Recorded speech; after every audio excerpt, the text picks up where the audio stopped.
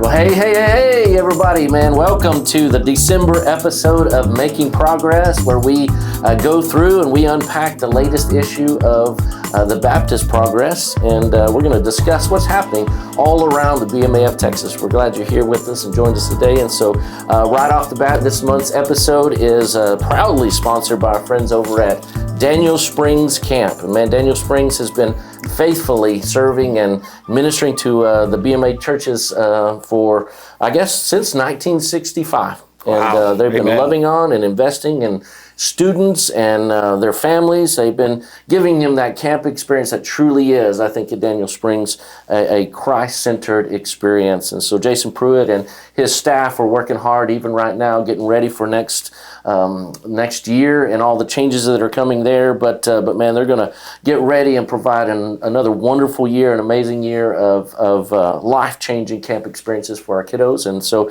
you can go and check out the 2026 schedule at danielspringscamp.com. And again, we're thankful for their support of us and what we're doing here, and for sponsoring this ad. And so it's going to be a great episode. And we do have a good episode for you today. And so we're glad you came and joined us. And so as always, it's my honor to be able to have sitting with us and co-hosting with me. My name is Chris Driver, obviously. And so this is Heith Mitchell, and he is our Director of Missions, and he is my fearless leader, and I'm so glad that you're here today. And so thanks for being here, man. It's going to be a good episode. And it is. Looking forward to it. Yeah. And so our really special guest today is our new friend and brother over here, our ministry spotlight guest, as it is. An article for this month's episode is Pastor Eric Enriquez, and he's pastor over at the thriving and growing and exciting things that are happening over there at First Baptist Church of Avalon. And so, Eric, man, we're glad you're here. I'm so glad to be here, and I appreciate y'all inviting me to come and be a part of this. I was kind of surprised when you called me and asked to do an interview for the magazine, and and then invited me on here, and so I'm just excited to be here. I even wore my Texas Tech sweater for you, since you're coming from West Texas. Absolutely, I love Big 12 champs. Absolutely, come on, man. It all be that your daughter got accepted. Oh, that might be it. That might be it too. I wanted to make him feel special. I know it, man. I think you brought the wind down here with you though, because it was blowing today. It is, man. But I got to fight it going home today, so that's not going to be good. Cut my gas mileage down. Tech took care of the Mormons up in Utah this week. That's right. That's right for me. That's right. Send them back home with a defense. That's right. I love them. Send them home, man. So. Thank y'all for having me. It's I'm so excited. I mean, I had to pinch myself this morning to make sure I was on this side of glory, because I was just so ready to be here and hang out with you guys. It's going to be fun, man. And look at all the fancy decorations. I am almost distracted by my first ever time to see an olive tree decorated with Christmas ornaments. Man, that's quite a Christmas tree right there. Right. I like it. I'm a fan. All right, man. So we're just glad that there's no mistletoe in here. So. I mean, I love you guys, but man, not like that. So it's going to be a good time, man. I'd do it. I'd take one for the team. There you go. just for tradition's sake, we can handle it. But man, it's exciting to have you with us. And so looking forward to this. Thank you. So let's just jump right in and let's talk about what's happening around the BMA, Baptist Progress, December issue. All right. And so right off the bat, we just had a chance to celebrate, what happened at our 125th annual meeting of the BMA of Texas. And so a lot of great highlights in the paper this time. And so hope everybody will take a chance to go. If you didn't make the meeting, man, we just encourage you to do your best next year, because man, there's a lot of great stuff that happens at these meetings, and this one was extra special. It had some really big highlights, great videos, man, that are still available. I think if you haven't seen the video, the historical video of it, it's available, and I think on our webpage, the Baptist Progress webpage. Yeah, you can get to that 125th there. Video. Yeah, but also Baptist on Facebook. Progress Facebook page, but you on YouTube, if you look up the Baptist Progress and find its channel, it is there. Okay. There and shareable as well. Man, encourage use it at your local church. It is a great video. It really captures all the way back to our roots and where we've come from and all we've been through and how God's used us for 125 years. And, Wow. Looking forward to 125 more. God's, Christ delays is coming, right? So we're going to keep on working. That's and so right. A lot of great things, some of the highlights, always special to start the meeting, for us. 70 churches were represented this time and had a lot of guests and also, but we had 6 new churches that joined the BMA of Texas petitioned and joined and were seated with the messengers. And so that's always a fun time. We welcome, Iglesia Bautista Missionera Antioch Gilmer is a church that we've been working with for some years in partnership with Antioch Baptist in Gilmer. And wonderful to see that church organized and joining. Man, a Rise and Shine Fellowship is a Telugu speaking Indian congregation from Irving, and they have been organized beside First Baptist Church of Las Colinas, and so we're excited about them. Lively Baptist Church in Scurry is a historic BMA church that has come back to us this year. New Hope Baptist Church in Bloomberg is a new church to the BMA, and we welcome them. And Iglesia Bautista Missionera in San Antonio is a Texas Mission Project organized. And Bethlehem Baptist in Cut and Shoot is a Hispanic church in Texas Missions that also has organized. Iglesia Bautista Emmanuel Conroe is an established Hispanic congregation that has chosen to join the BMF Texas this year. So, we just welcome each of those. Absolutely. So glad to have them part of the BMA family. Absolutely, it's so exciting just to see all the diversity that's kind of under the umbrella of the BMAs, and that's what the early church was all about, and Brother Poole talked about that, in Acts chapter 4, and kind of reminding everybody that we serve the same God there as the Acts chapter 4 church. Amen. That same God is still moving and still working today. Not just 125 years in the BMA, but for the last 2,000 years. Amen. And it's exciting to see him continuing to work and just different dynamics and different groups of people. It's wonderful to see and for the BMA to be a part of that. It's just and I awesome. think that's always exciting when we look at, like you talked about, the diversity, because Texas is truly an international state. Absolutely. I mean there's so much international presence here. I mean, we've said all along that literally the world is coming to Texas, and so we can we don't have to go across the world. It's true. We still want to, but I mean it's coming here, and so we need to be faithful to reach them as they land here in America, man. And it's a Texas story since our very beginning. I mean, in the first year of missions, they were. I think there was, I believe, 5 dialects represented. Wow. in Germans and Czechs and French and Hispanic, and it was just it was a diverse state in 1900, and it Still is. Everybody wants to be in Texas. Yeah. I mean, you look back at the history, and like I said earlier, I'm a history buff, and we've had 6 national flags that have flown over Texas, and so that just goes back to our history. And so, to see God continuing to work, in all these different diverse cultures, it's amazing. It is. It's fun to be a part of too. I was telling somebody the other day, man, I'm just excited. I'm so glad to be part of BMA of Texas. Just what God's doing, and it's an exciting time. It really is. And so, Pathway obviously, hosted us well at the meeting. They sure did. Pathway was a wonderful host. Yeah, always such a great host. Yeah, great place to meet. And man, Michael has been a good president these last 2 years. He has led so well. Just wonderful at the meetings and in between. And we welcome Eric Johnson. We're excited about him this year as elected president of BMF Texas. Yep. Oh, yeah. And hey, big news for TBHC at the state meeting as it was approved, and their name is now Texas Baptist Hope for Children. Yep.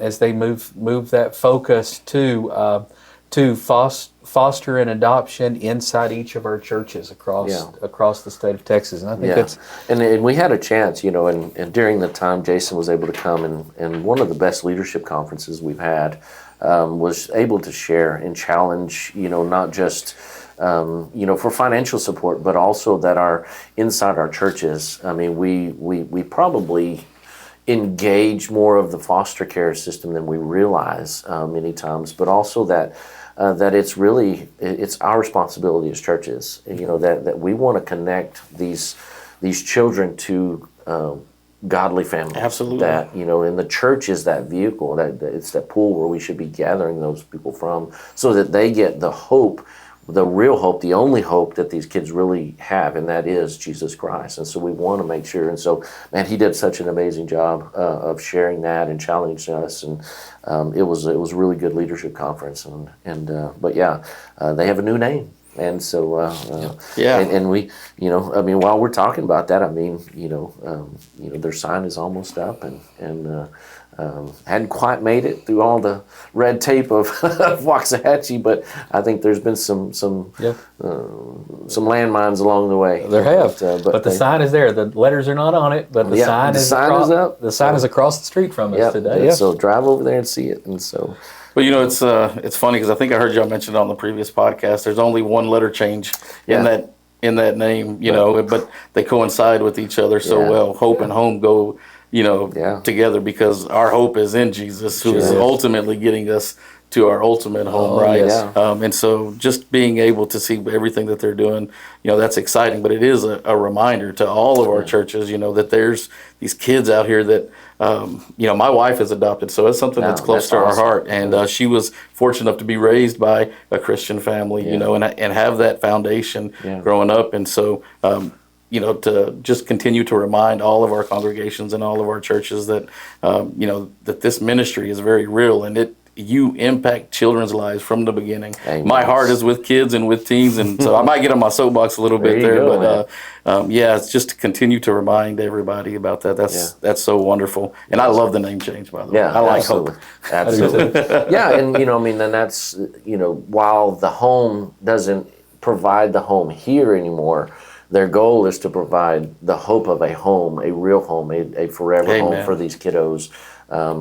Through people's lives and opening up their families and giving them, the hope of Christ and the hope of something solid that they can land. And so appreciate that, man. So it was a great meeting, and so check out all the other stuff that's on there. And so we move on a little bit, and then welcome to the team. We have an article in here introducing really just more formally our new Baptist Progress editor, Emily Simpson. And this is actually her first official paper to put out all by herself, and so did a great job. And so we're excited to have her on the team. And I know she's written several great articles in here, and she's just a real asset. It's going to be great. And so kind of just to explain for those that realize, so the editor used to be, director, editor, it was all kind of lumped together. And so now since it's come under the umbrella of the missions office, it is now we have a team lead in Morgan Standifer, but we also now have a editor who's who's really just dedicated solely to producing the paper and getting that out and all the things that go behind that and all the I did it for 4 months, man, and I was so glad somebody else could do it, because there's a lot of moving pieces to this thing to get it out. You don't realize it until you're in the middle of it. And so, I can imagine. Man, she's done a great job. They both are. This is officially the first paper that Morgan has produced, has put together, and Emily has edited. And so good job to both of them. Yeah. And congratulations to Emily and Spencer. I know they found out this week they're going to have a baby. Hey, all right. First, so that's exciting. We're excited and praying for them. They did make it Facebook official, so we can put that in there. So good deal. We're good. You said did, and I heard didn't, and I thought, no, it's now like it's it goes fast. It goes fast. It does. So I can't believe mine's about to head off to college. I mean, it's so quick. I know it. Emily wrote an article on a historic gavel that BMF Texas. It was presented to us back in I believe 1922. It's been an exciting story, man. As we've dug for Texas history this year, I happened in a minute book to run across a presentation of a gavel in 1922. And Jason, one day digging through their archives, calls me and says, "Hey, we're going to display some history at the state meeting." And we run across a gavel that says it's the first gavel of. Wow. And so, man, we got excited. Emily got on this story, and Emily can write a history story, can't she? Yeah, I absolutely. was really intrigued by this. No offense to Chris here, but there's an article in here about our church, but this is my favorite article. Yeah, you told us you're a history buff. I'm a history buff, and so I really like this, and just she did an outstanding job on this, and the thing that intrigued me the most was said that possibly the first gospel sermon ever was preached underneath the tree that this gavel was made from, in Texas. And so I was just thought that was just amazing. Yeah, it really is. And then all the other history that goes into it. Yeah. And history does get lost, and I'm so thankful that somewhere back in the 50s, someone said, let's stop just passing this gavel president to president and let's stick it in a safe place. And I'm so glad they did. We can tell the story that we can tell the story today. Yeah. It's a great article. Yeah, go check it out and read all the history around it. So brings us to missions. And so, even before we jump into what's happening there, I think it's worth noting that this has been your 10th year as missions director. Heith. Oh, wow. So, it does not seem like 10, I'll say. And I'm thankful. I have so enjoyed seeing all that God has done, and it's been fun serving the churches and the missionaries here in the state. It just doesn't feel like it ought to be 10 years, but what a surprise! I was, the trustees and the BMA honored me with a plaque and a gift at the meeting. It was nice. Thank y'all. Yeah. Well deserved. That's tremendous. So I think that's worth kind of diving into a little bit. So, in the last 10 years, I've been on here for 6, I guess, with the missions office. And so, how do you think, what do you think have been some of the major successes in the missions office over last 10 years? The changes, some of the major hurdles. Kind of unpack, your 10 years. You've had to kind of sum it up. What's... I guess if I'd sum it up with what I'm most excited about is that God has just showed Himself mighty. He has done things in and through us that we could have never done, and brought glory to Himself. Amen. He's in things like establishing so many churches, and us seeing and being able to support more churches than we ever have in the BMA of Texas.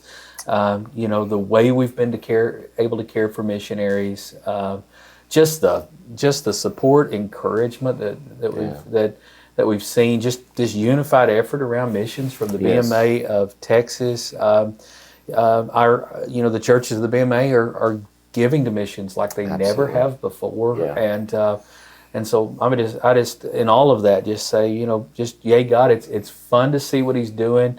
We've been walking, what has been a plan that God has altered over and over towards, here in the state, and it's just fun to see how God carries that out. We're to a place where we're seeing missionaries produce missionaries. Hey, That's fun right now, and to see real discipleship happening. From churches, to see pastors emerging, from churches, because discipleship, that's fun. That's exciting. Yeah. So, Yeah, it's been fun. And I can speak, to, serving with you and under you, not only, as a staff, but as a missionary for the last 5 years almost, just appreciate all that you do. And I know you hate when people do that, but really, your leadership and your faithfulness and, just, the vision that you've brought, that God's given you and you've been able to walk through. And I watch you walk through a lot of difficult things that most people don't get to see, some heavy things, conversations and things that have to happen. And just appreciate you and thank you for that. Appreciate all that you do and thankful for you and look forward to more and more time, to getting to serve together and see God do, continue to do great and awesome things. So, Amen. So Amen. God uses the simple and the broken vessels, right? Amen. Yep. So lots of good words from the planters this time. As always. And hey, and I want to highlight the Bridge Church at the Bridge Church at Seagoville coming to the end of their 5-year 5-year walk with Texas Missions, and organized church that is so healthy. And man, 2025 has been an amazing year for them. I mean, they have baptized so many people. Wow. Amen. I mean, just really seeing growth and just real step up from the congregation. Man, it's been good. Brother Tim Alba and his wife Nancy have just been faithful, and like all of the missionaries, endured. I mean, they've been under attack on this story. They've known health risks and real pains and struggles and yet they're here, and God is really working through this congregation. Uniqueness there is that they're focused kind of on second generation Hispanic. So it's an English speaking church reaching whole family Hispanic, and man, it's just, God has used it mightily there in the Mesquite Seagoville area. It's always a scary moment when a church comes off support. And so they need your prayers, and your encouragement will go a long way. You know, at this time, I know their emails are on the website for you. Send them a word of encouragement. Yeah, absolutely. Yeah, I love Tim's story, and I mean, he didn't had right at the beginning, didn't start out wanting to plant necessarily a Hispanic church, but God does what God does, and so that's who God brought, and so you're like, okay, man, so he's embraced that fully, and the model that he has, it's going to be reproducible, and so I'm excited about him. I know he'll be fine. So he sure will. Good 5 years with him. Sure did.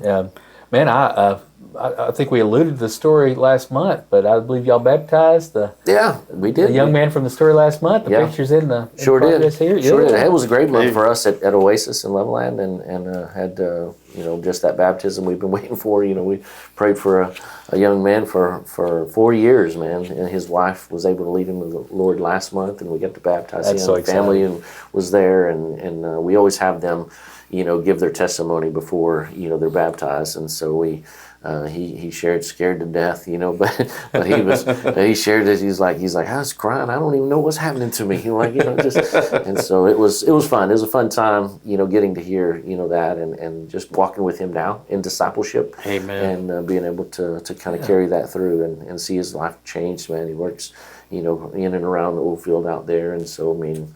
A life transformed, man, is a big deal in that culture. And absolutely. So, and so it's fun. It's fun. That's exciting. And, we also got connected to the South Plains College for the very first time. We have a young man coming now that works with the students, and we did a Friendsgiving for them, traditional Thanksgiving meal for some of these students that weren't going anywhere, and so we had nearly 40 students in our building for the very first time. And we've been, and everybody's seen that at month in and month out. We pray for that and ask for prayer for that, and that we would connect with South Plains College, and that's why we bought the building right there by the college, and so for the very first time, we've had some success. Love that. So it's exciting time for our church. Been praying towards that for a couple of years. That is so exciting. So it's been fun. That's amazing. I mean, just 2 mission fields right there that you mentioned. You talked about missions. Missionaries baptizing missionaries, and I think about this young man and how God can possibly use him in the oil field, and then all of these, young adults that you guys are reaching. Now they have a mission field on their, university, and how it just takes a single spark, and we'll talk about that more in a minute. But that's what I see when I hear stories like that, and reading all of these reports from the missions field is just exciting to me to see everything that God is doing. But one of the things that kind of jumped out to me while I was going through them was.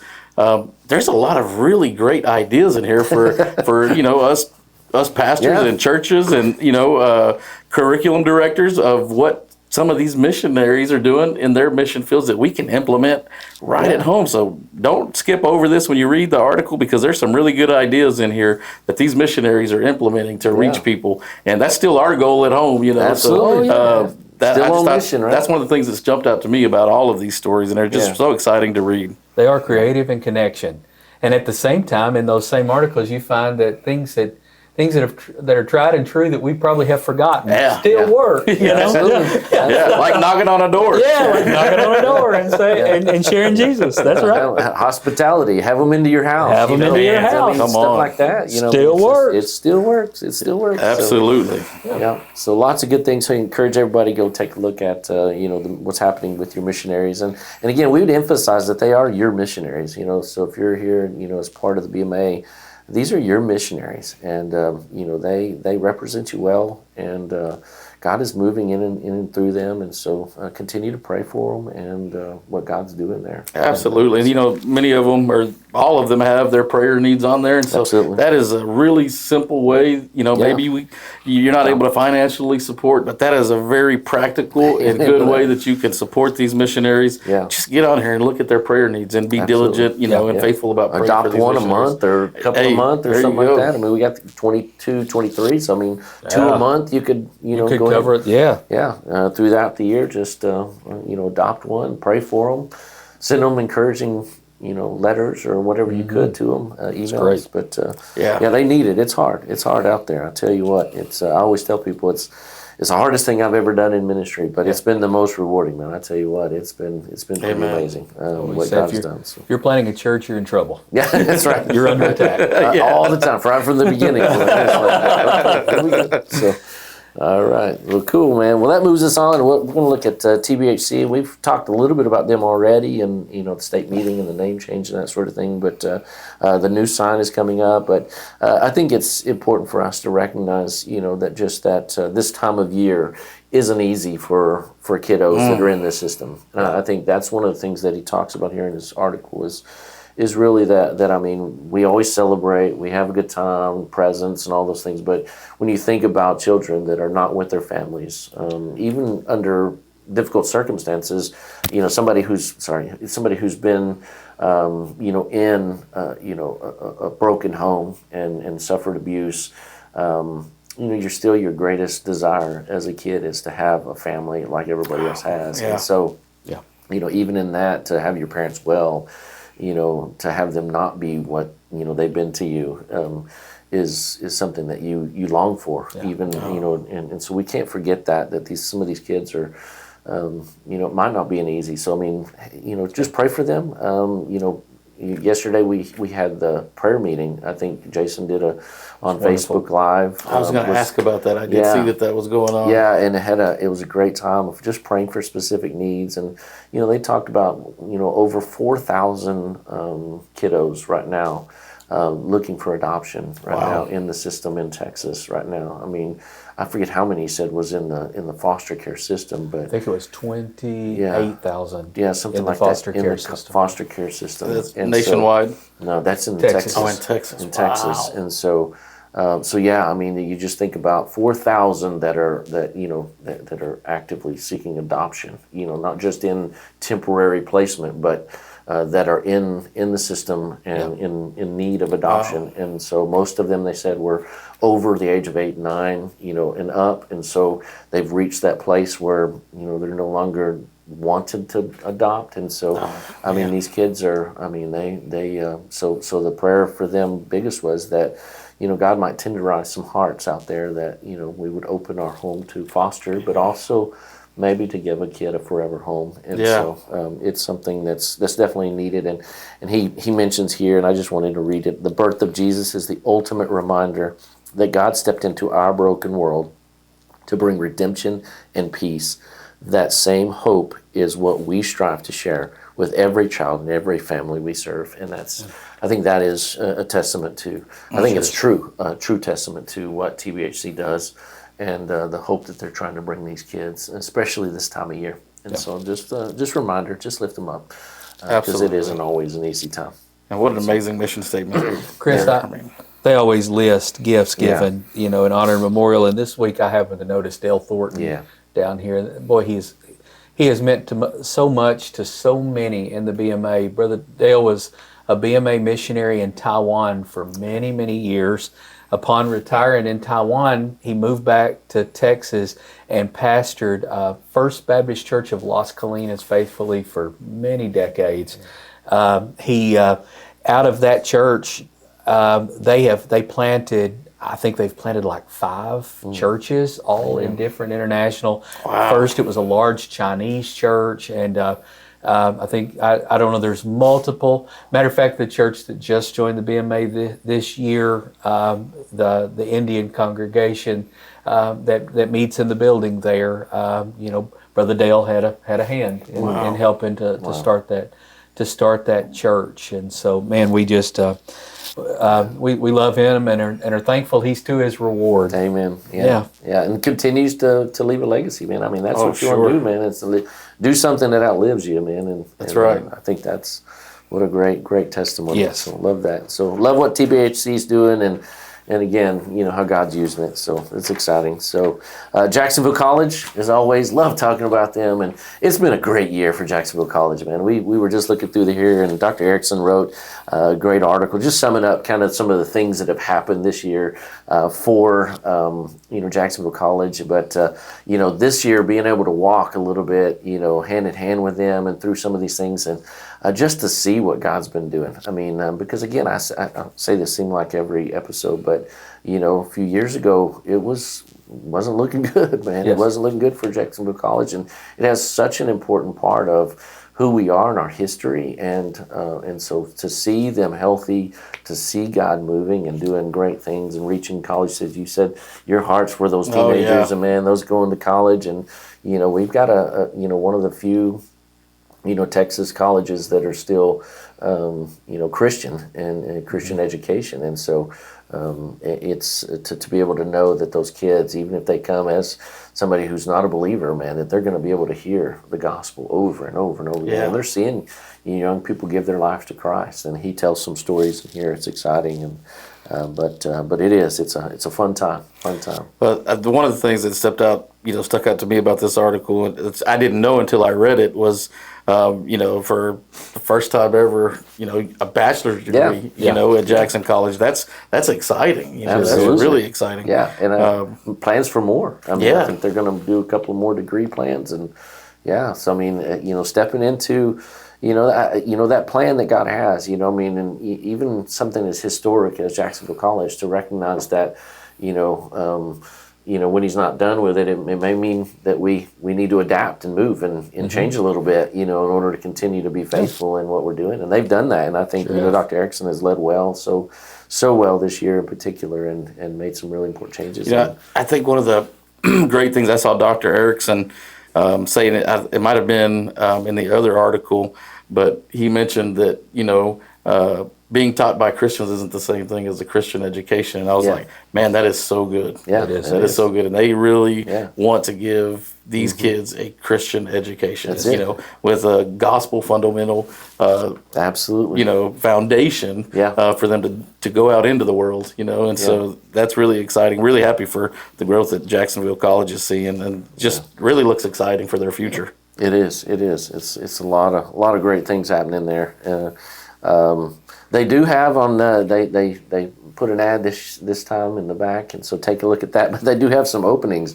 We were talking earlier, and I called it the Dean of Dining, but it's not necessarily the Dean of Dining. But I mean, we I was getting my resume real quick. I thought, man, I always wanted to be a college dean. I be the Dean of Dining. The director of dining, but yeah, they've got some opening positions. Eric, we think you should call it the Dean of Dining. I think it should be changed. You might get more, people invited, excited about that. And I am an expert on food. I think I got a master's. I might got a doctorate in food. So I believe I do too. Eating and grilling, and sign me up, man. So the director of dining, they have instructors, so I think some math, some science, and some business openings, and also admission and recruitment coordinator. And so if you're looking for any of those things, know somebody that might fit one of those, give them a call. And so they're looking to hire some people as they continue to grow. And exciting time. Yes.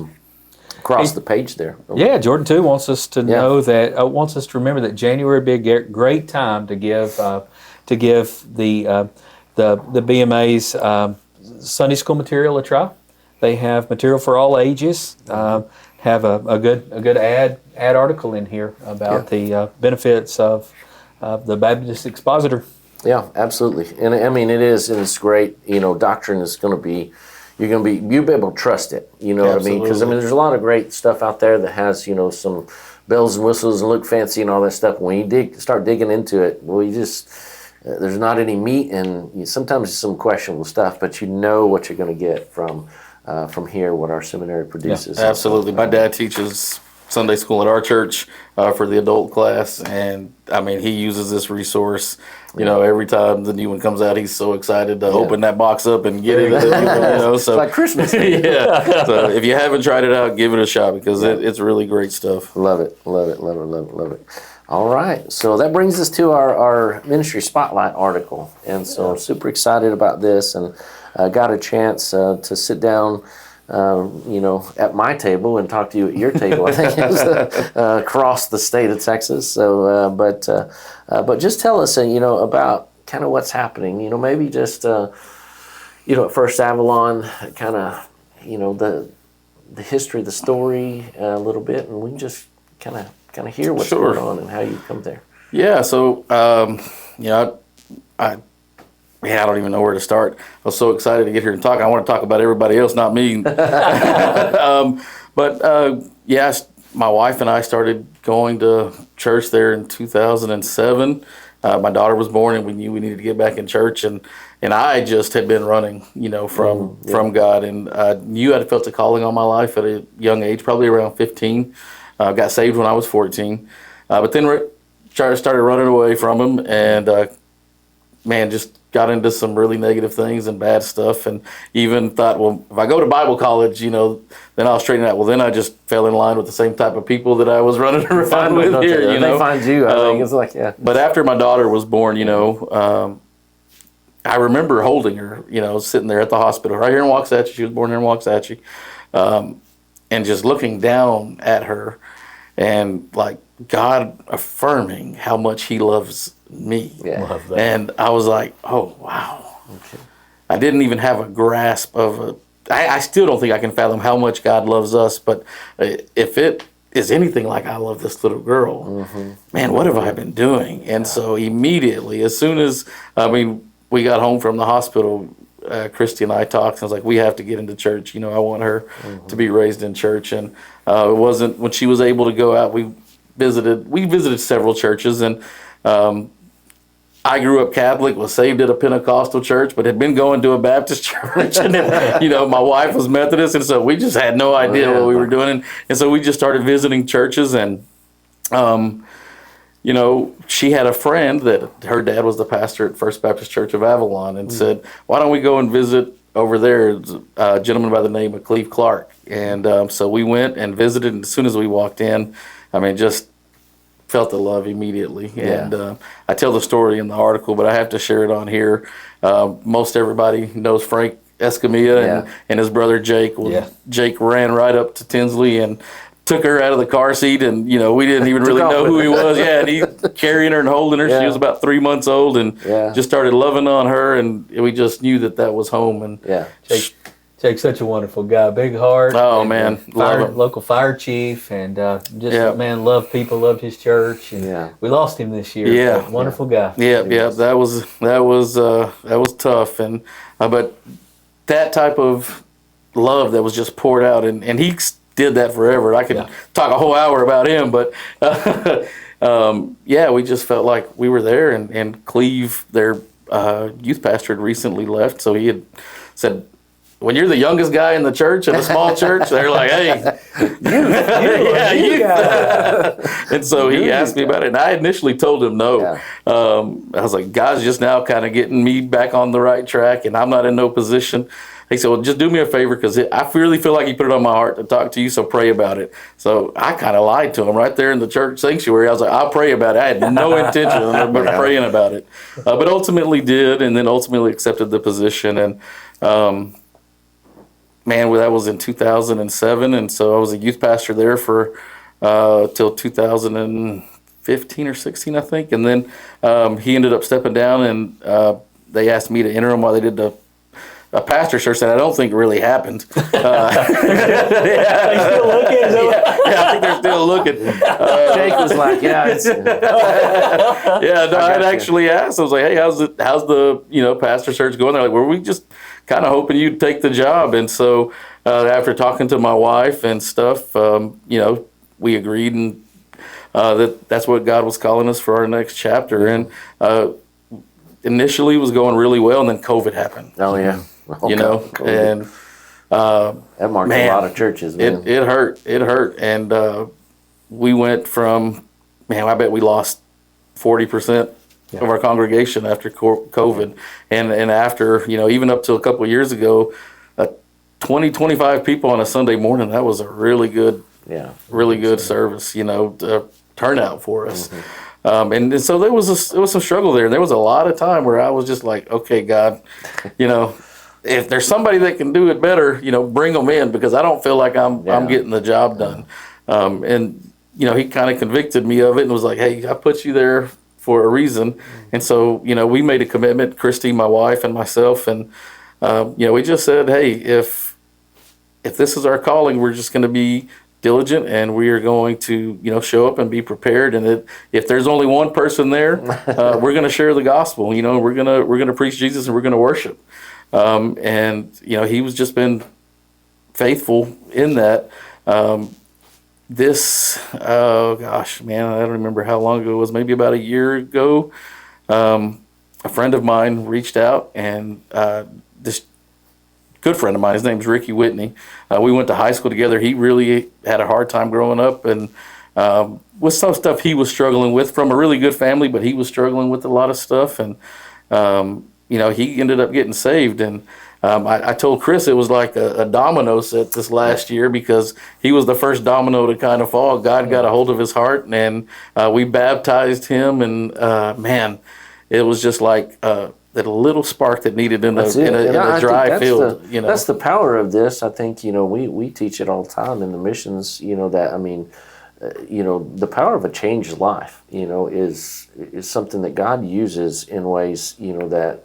You can beat them over the head sometimes with everything about the Bible. But, but man, they see somebody's life transformed. The real life miracle of salvation in somebody's life, and somebody that has a testimony. Absolutely. Like that. Man, that's I love that description. That it was the domino that fell, because man, he led to it was a bit more. It was a little tinder that needed, and kind of like a cigarette butt that flies out in West Texas. The flame just took off, and we baptized 26 people this year. That's amazing.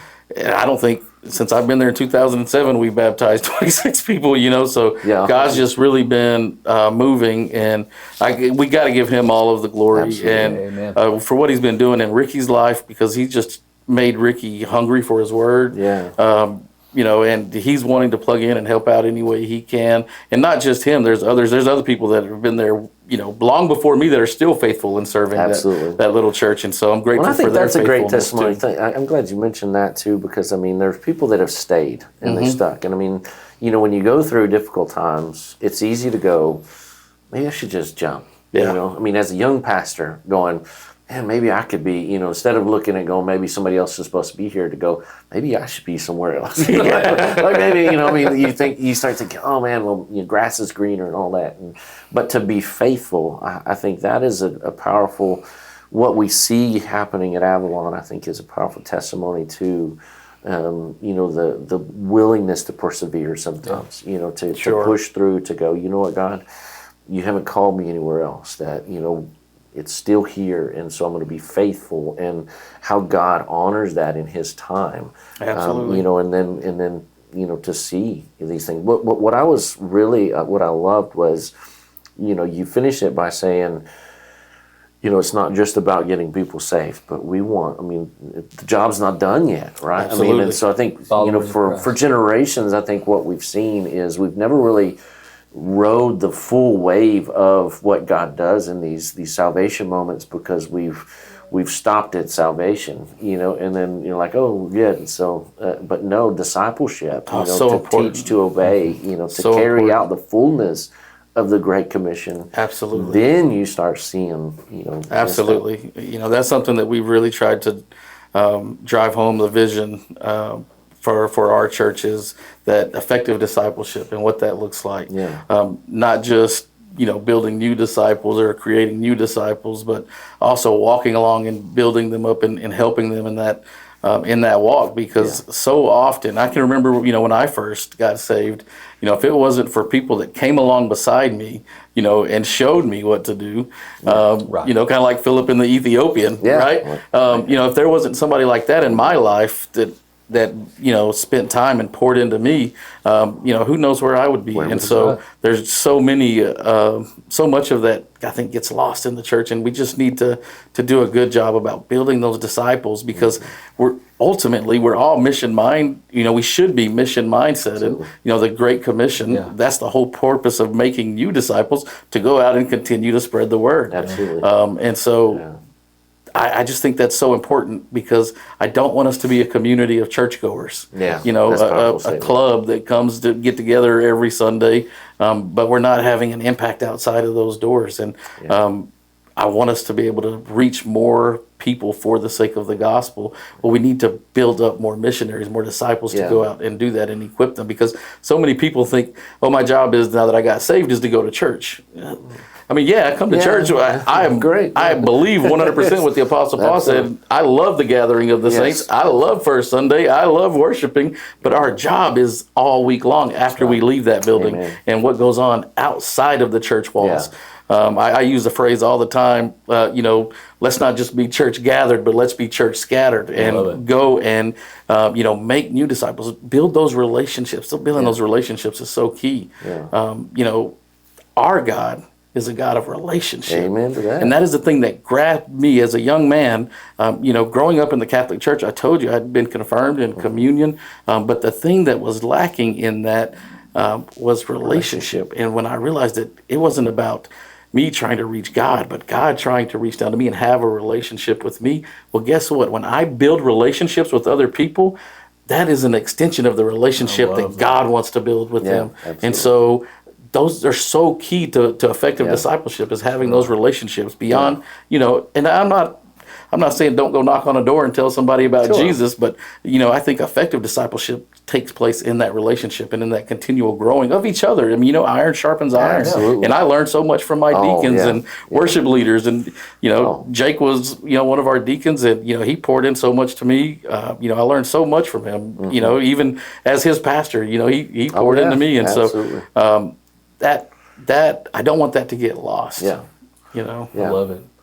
And man, you are pastoring at Avalon, but you're bivocational. Yeah. You're working, I am I believe, a bivocational. full-time job. Yes, sir. Also, so man, the rhythm you're discussing of living out your faith throughout the week is something you're practicing right beside your people. Yep. Yeah. Trying to. Trying to. You better. For sure. Better practice what I preach. Exactly right. Exactly. No, and I think that makes a difference. I mean, and that's one of the things that we try to talk with our missionaries. When we train is, that in those first few years that we expect half of their time, whatever it is, to be spent with lost people, to not just office up and spend 80 hours a week prepping a sermon, but I mean, like, hey, you need to be with lost people. I mean, that is our goal. That's a great commission. Be a friend to sinners. Absolutely. Yeah, and so, absolutely. And I think to what you're talking about, being bivocational and being able to walk with that, and it does, I think, give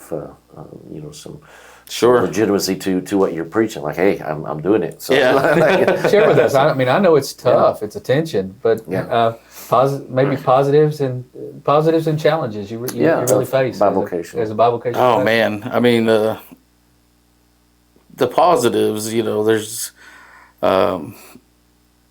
it's really difficult to really pick out a bunch of positives other than what you're talking about right here is you get to spend your time outside of the church building, right? And amongst people at work or people, outside in the community, right? And so you have another mission field. So that's a huge positive. Yeah. That's a huge positive. Another, huge positive is, and I don't know if a lot of people talk about it, but just having a way to provide for your family when maybe the church isn't doing so well, because I've gone through that now, and I've been very thankful that, I had a job that could pay the bills. But the flip side of that is, it's very taxing, and there's been a lot of times of burnout, and, I've had to, really ask God to help me along, and I leaned on people like Frank and Brother Grady, and asked them to lift me up in prayer because I was struggling, and they did, and their church came, along and would support us, however they could, and so I'm grateful for First Baptist of Blooming Grove. Got to give a shout out to those guys that love them so much, and it's hard not just on me but on my family as well. I told somebody the other day, my daughter's had to share me her entire life. With a bunch of kids, because I was a youth pastor for so long, and then our youth pastor left about 3 years ago, and so I've been doing both the pastorate and the youth pastor, and the youth for that, and so she's pretty much had to share her dad with 100 teenagers probably over the years, more.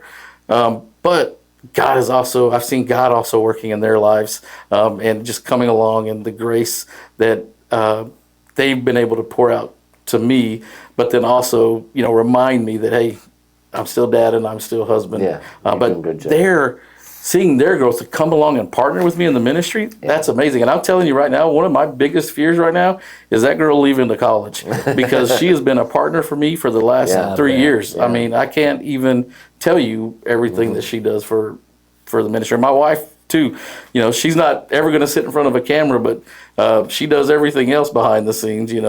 She's usually the one, like Elvis, setting up the mic and the camera and getting everything ready, to broadcast our Sunday mornings. And I am not an organized person, and so she's very organized. So she kind of keeps me in that regard. And so seeing that as a positive, seeing how God is working in their lives, and their willingness to partner with me in the ministry has helped them grow in their relationship with the Lord. Absolutely, because it is a family affair. I mean, absolutely. We serve so many pastors and missionaries, and understanding that God doesn't call just you to I mean, they got to go where you go, right? I mean, and so your calling is their calling in so many ways. Yeah, and we didn't always, I'll be honest, we didn't always do it effectively. I did it poorly. And it caused some problems, and it took another pastor calling me out on it. What I thought was effective ministry was really just my pride getting in the way, and not taking care of my family. And so ministry. So I'm not saying that I've always done it right, but I think to see the growth that's come out of that for both of us. I think that's a powerful testimony to to those watching, that listening, that it does. I mean, we have to guard our families in ministry in particular, that we can, be guilty so many times of sacrificing our family on the altar of ministry. And that's something that we've, the missions office have always tried to make sure that we've told our guys we won't do that, And so, but we see so many times that we can, be so good stewards over so many things, and such terrible stewards over our family and our time, with them. And but that's equally important, because some of the greatest gifts you can give as a pastor to your congregation is the model of family, of what's valuable and what's important, and how to love them well. Right. And so to be able to model that, I think, is good. And but you don't always get it right. And I think that's great also. I mean, that's a great testimony as well for people to see, hey man, we're just normal human beings, right? Sure. Absolutely. And I think another positive thing that comes out of that is, in those desperate moments of, you're just like, I don't have anything else to give, you feel God's presence so much more pulling you through there, and there is a bond and a reliance that you learn to have on God in those moments. And I think I couldn't have done this the past 17 years without Him. There's no way I couldn't have done life. And so I can't even think about going and doing life now at all in any capacity without God to carry me through there, because He's carried me through every difficult situation and season. And, a lot of those did come down to the ministry, and hard moments, and being tired and being overwhelmed and not having enough time or not having enough money, whatever the case may be.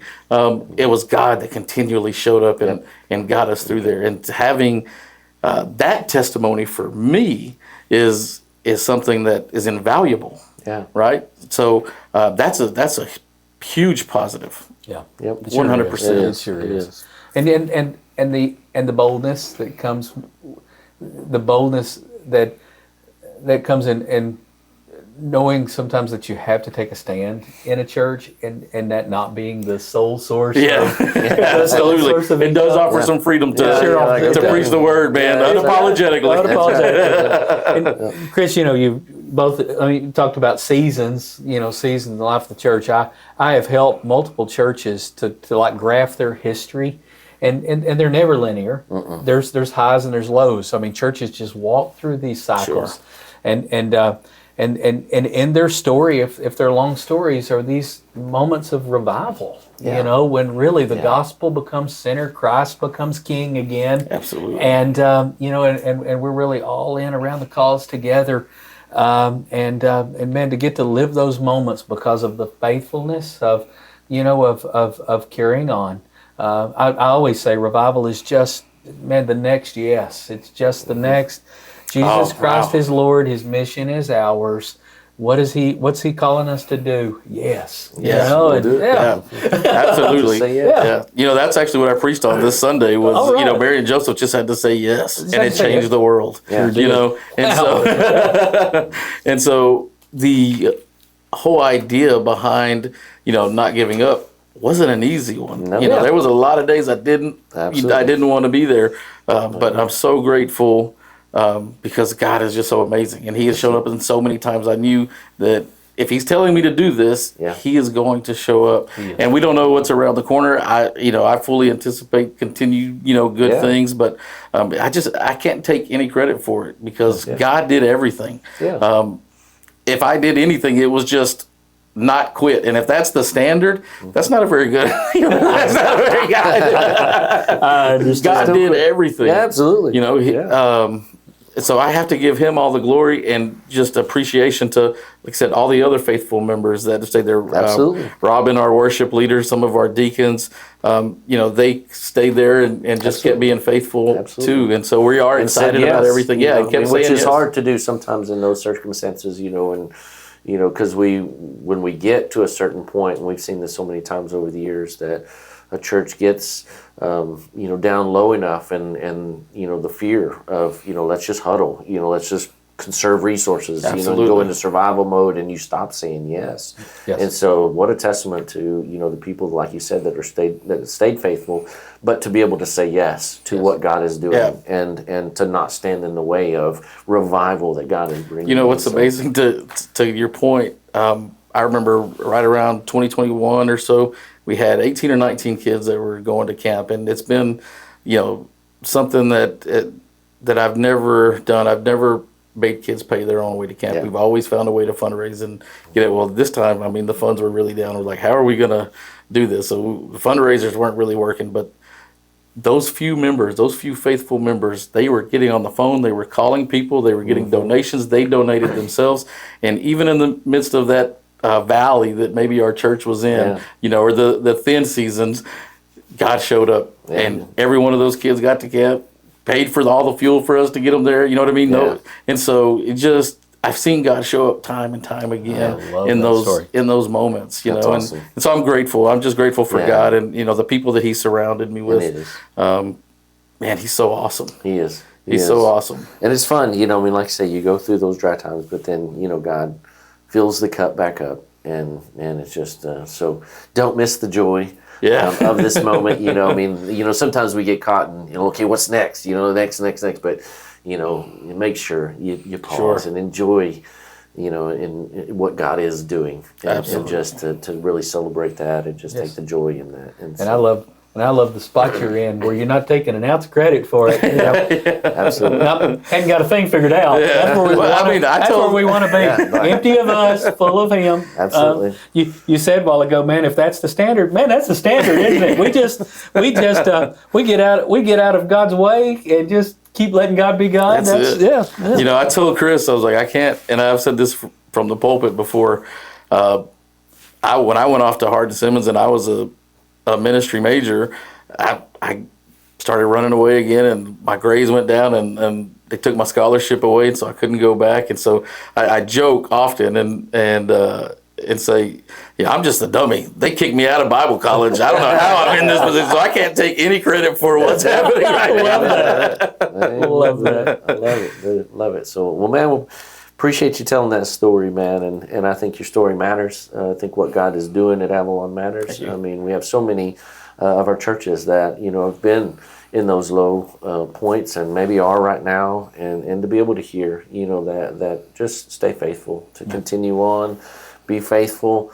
Like I say, just say yes and see what God does. Yeah, and I would like to encourage anybody, because I know those times are tough. They're tough, and the devil will try to play tricks with your mind and, do everything, tell you're not good enough or you're not doing the right thing or you made the wrong decision. And I just want to encourage everybody, God is faithful, and He called you there and He put you there for a reason. So often we think a calling is that He's getting us to go somewhere. No, He called you right where you're at. And so you're there for a purpose. Yeah, that's good. Continue to stay faithful. God is always faithful. He's going to show up. And even if it's one person, it's worth it. I read a story about the door greeter at the church where Billy Graham got saved. I'm sure y'all heard that story. Nobody knows who that guy is, but the world was changed because that guy went and grabbed a teenager and said, "Hey, I'll find you a seat." You know what I mean? So just stay faithful. That guy probably has more crowns in his more jewels in his crown in heaven than maybe even Billy Graham does. You know what I mean? Because nobody knew him on earth. Absolutely. So just stay faithful. God is, and He has you there for a purpose, and lean on others. Lean on other people, lean on pastors and friends, and call me. I'd love to pray with you or help out any way I can. So just because I lean on guys like Frank and Grady and other stuff in those moments. So we're not in this alone. That's that's the beauty of the church. We're isolated. That's the beauty of the church. Yeah, if we're isolated, we're in trouble. Absolutely. Man, that's awesome, man. We're praising God for what God's doing there. Can't wait to hear more stories, man. So can't wait, man. So, well, all right. Well, let's finish this thing up, man. So we'll talk about the auxiliaries, our WMA, our GMAs, and so they. Here in this issue, they shared kind of their experiences during the state meeting, but then also Miss Johnny Ross, she wrote a great article, really just challenging Christian women, to participate, to gather together, to chase God together. So great article, talking really centered around the idea of being a soldier for Christ and what that means. And so, just a great read there. I encourage you to do that. And one of the things that stood out is just being a good steward of your time. We always talk about, and I think this is not just ladies, but sometimes we don't go and participate in things because we're so busy.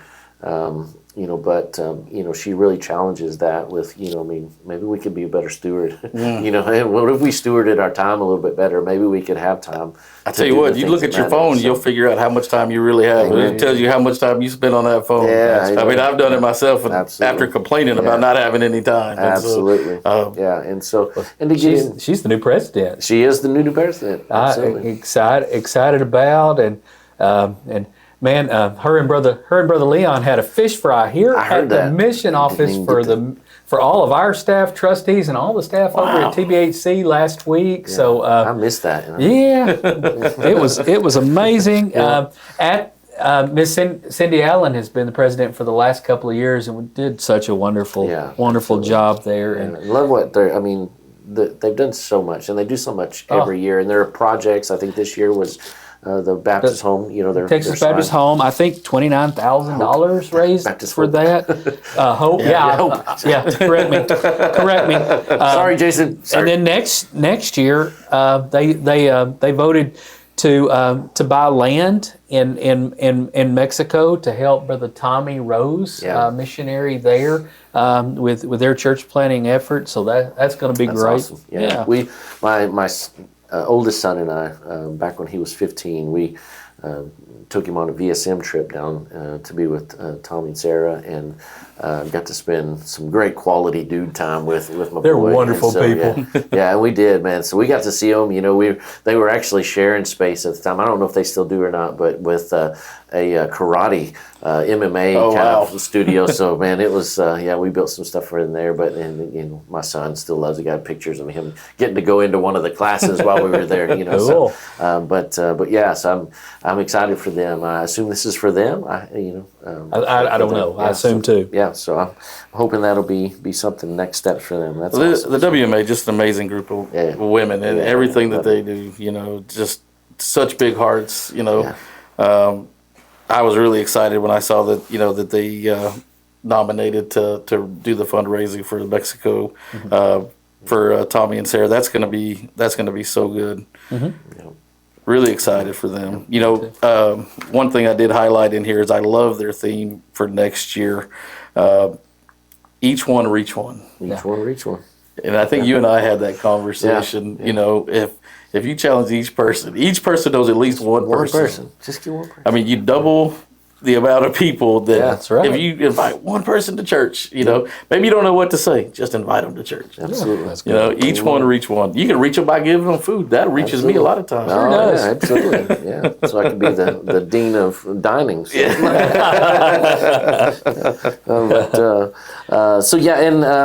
On that same page, though, I mean, not WMA related, but there is a women's conference, and so the ladies that are watching, the ladies that are looking for something down there at Round Prairie in Fairfield, they're having a women's conference. They've got a QR code there as well, Awaken Women's Conference, and so be a great time to go. And they're always great hosts. They host our men's preaching. Or just our pastors, our preaching conference every year around Prairie does, and so always great hosts. So I know they'll do a great job there. But again, just the idea there that Miss Johnny was talking about of being good stewards over your time, making time for things like that, to be fed, to be filled up, to engage, not just at the church, but finding ways to get other women. That'd be a great opportunity for some of your lost friends that don't have anybody. For the ladies, grab somebody and go to a women's conference and just spend some time, quality time with other ladies. I think it's important, and WMA are so faithful to do that, and I love the connection and the heart they have for one another. They love each other, and so continue to do great works. But there's that event that somebody might get excited about, and so coming to the end here. So we have a couple things there. We have new opportunities at the BMA Seminary. And so we were talking about this earlier. Yeah, that's exciting.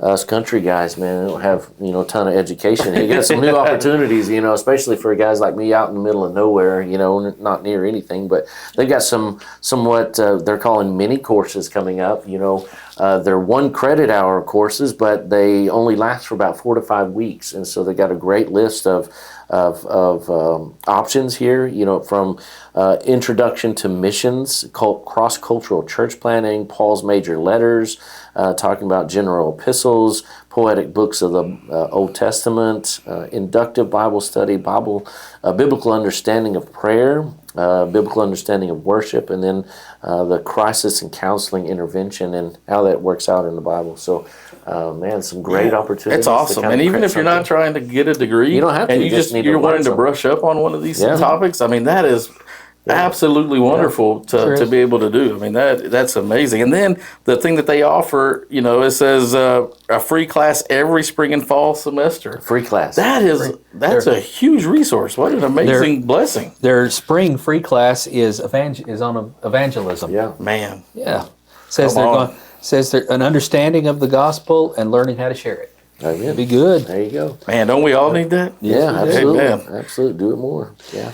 I want to welcome Brother Richard Coons to Hubbard Chapel Baptist Church in Quitman. He's their new pastor. Wonderful church, and so man, we welcome him, and just want to remind you that there are multiple churches that are looking for staff, looking for pastors, looking for staff, and so man, pray for them and encourage others towards. Yeah, and on our website as well, on the Baptist Progress website, there are opportunities, people, men that are available to fill pulpit. There are resources there as well for those that want to go check that out on the website, and so take advantage of that. You need somebody filling in. We have some guys out there that can do that, and so we have the intentional interim program. Yeah, absolutely. absolutely. Want to help if we can. Absolutely. Oh, that's great. I didn't even know that. So I'm learning something here too. That's There great. you go. All right, and so that kind of brings us to the very last page, our ads page, and we want to kind of give some shout outs to some things that are happening, some upcoming events. There is a men's retreat happening at Daniel Springs Camp in January the 16th and 17th, and got a special PJ Nolan as the speaker, but there is a chance to get signed up for that. It's always a great time. I think last year's was a phenomenal event. I know that some of the several guys that went to that, and just really encourage and challenges men, do some men things, out there at the camp. And so it looks like it's about $50 a piece. And so if you're interested in that, it's hosted by Daniel Springs, but also Healthy Church Solutions, Larry Barker, and what they got going on over there. And so PJ's a good speaker. You'll be blessed. He really is. He's over there in Arkansas, and so known PJ for a lot of years, and so you'll be blessed for sure. Be challenged. And then also the Progress is putting on in February 28th, there again at Jacksonville College, a special, it's called The Table. It's a ministry leadership gathering, and we're going to have some different breakouts around different ministries within the church. And so just coming led by, people in those specific areas that we're just going to be able to just talk and share resources and ideas and just be encouraged in those areas. And so looking forward to that. And so that again is it's sponsored by Baptist Progress, but it's at Jacksonville College, and so all the information is there. If you need more, call up here and let us know. We can let you know more about that. That's really exciting. Yeah. That's so cool. And we think that's a help to a lot of churches, because you can bring multiple people around multiple ministries of your church. They're going to get general and basic leadership equipping, and then they're going to break and get specific equipping around their areas of ministry on that day. And man, there's so many churches that can't do staff retreats or equipping at home like this. So an opportunity to bring all your teams together. Exactly. Come to Jacksonville College. Yeah. So if you just want to come and strengthen in a specific ministry, great. Yeah. If you want to gather up and bring multiple teams, then do that. But let's do that. Let's fill that place up and get what we need. Make our churches stronger. And one that's not on here is our 5th annual preaching conference that'll be also in Fairfield this coming year. And February 23rd and 24th, it's free. We've got a great lineup, and we'll see more about that next month. But just want to kind of get everybody to challenge you to kind of put that on your calendar.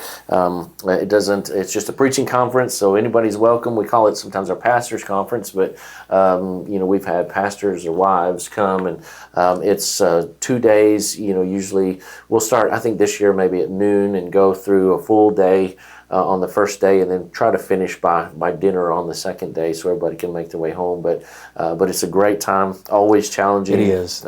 Great speakers. We got a bunch of great teachers. What would you guys say to in the BMA? There's so many pastors like myself, who are bivocational, that work full time, right? And you have these amazing opportunities, to go and just have these workshops and fellowship with others, but they're really struggling to balance that, work life, and their time off maybe because they have, True. They have family vacations or whatever the case may be. What would you guys recommend for, other pastors like that would love to go to an event like this, but, are really trying to balance that work, schedule and stuff like that? It is a tough challenge. There is no doubt. I will say, because of the balance that you're discussing, when we've tried to do things on Saturday, taking Saturday away from a bivocational pastor is also it winds up being even more challenging. Sure. And just like so I'll say, like the preaching conference, you'll be blessed if you could just come to the evening session. come have dinner with us and catch that night of worship and that night of preaching. I think that would be a good opportunity. Because what we've discovered in these, hopefully this will be enough, and even take the state meeting, and having those times of just connection with other BMA pastors and fellowship in there, whatever you can to get there. I think it's valuable. I really do, because again, for even if it's not the content necessarily, which is always great, the connection with other guys. And you said it earlier that we're not alone in this. The beauty of the church and the body is that we're not alone in this. The beauty of associational work is we're not alone in this. The beauty of what we do and what I love about the BMA is that there's so many guys that are just like you and I, bivocational, working, driving, doing all kinds of stuff and trying to work, all these schedules out. But yeah, we need one another, and so. Catch what you can. I would say don't feel guilty about not. And this one's completely free, so it's it don't cost you anything. So at the state meeting, we always do a highlighted special evening service in the same way. So maybe getting to come to that, and I just say, man, looking at your schedule and thinking, this year, what could I build in? Where could I connect? And we do try to do some things that we try to do, like the workshop coming up is on Saturday, and it works. We hope it works for that. The truth is, we tend to have the worst attendance on weekend things. That we often try, and so I could see that. Yeah, as a bivocational pastor, I spend a lot of time Saturday, working on my message for Sunday, and then that's really mowing the lawn, or trying to get it done before you go to your office and start working on stuff. Catch up on all that home stuff. I get it, man, for sure. But no, it's a great question, and it's a real tension faced by so many people, and. In the BMA, it really is, and so no, I understand it. I really do. Absolutely. And I will just challenge, like Chris said, there's value in connecting as you can, and so to see something that might be close enough to you that you can connect to. And hopefully, and part of what I'm doing is pastor connections now, and so we want to do some more regional things, for guys, that maybe, because.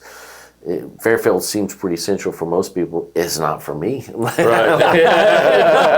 not, but I'll make it. But so not everybody can make the, even 3-4 hours, depending on where you're at. So, but to be able to really find some more regional opportunities, to engage, guys like you that, really make a specific effort to find targeted times and places where we can connect. Absolutely.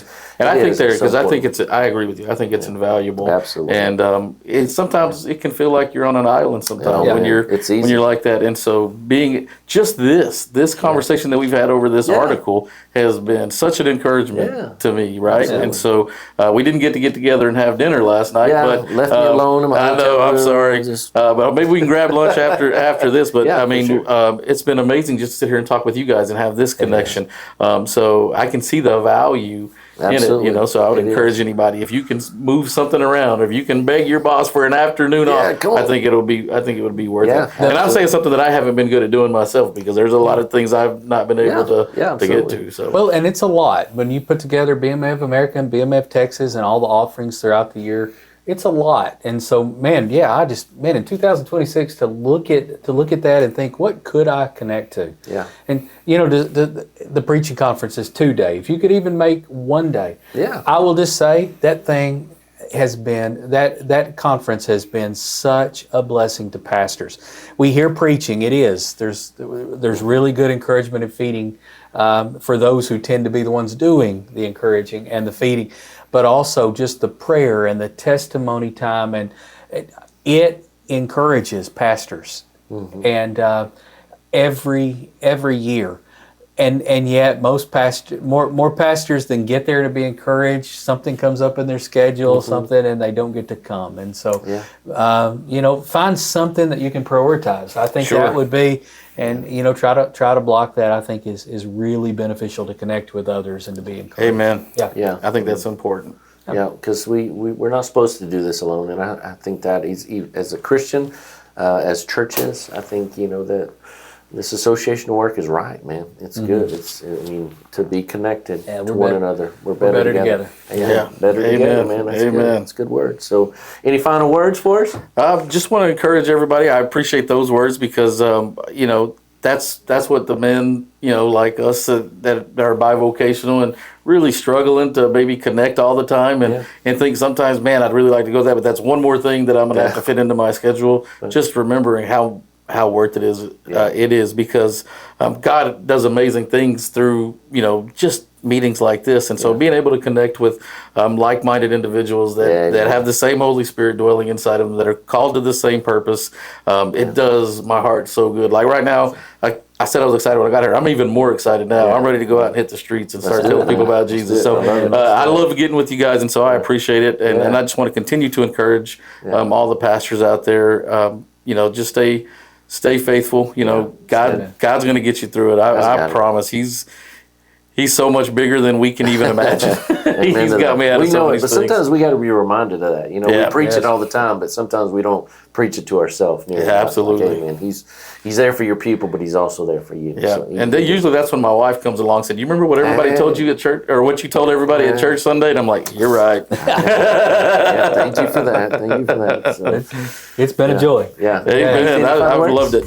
Do what? Any final words? Just say to each of you, Merry Christmas. Yeah, absolutely. Merry Christmas. Merry Christmas. Look forward to seeing you again next year. Absolutely. It's been a great year this year, and so it's going to be looking forward to another good year, and God is so good, and so we just want to challenge you to keep making progress. Amen. God bless you.